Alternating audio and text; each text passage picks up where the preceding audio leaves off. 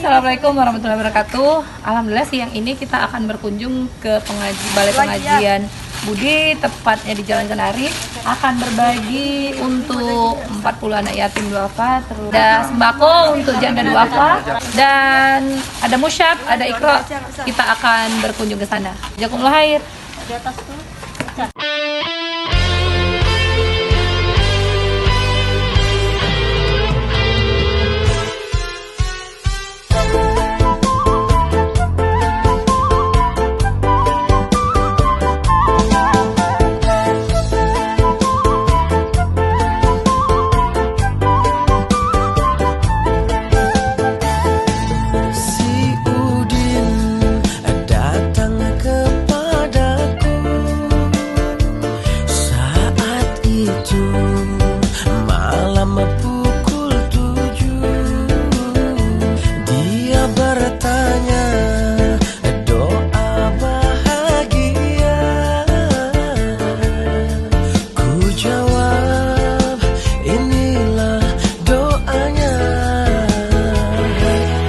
Rabbana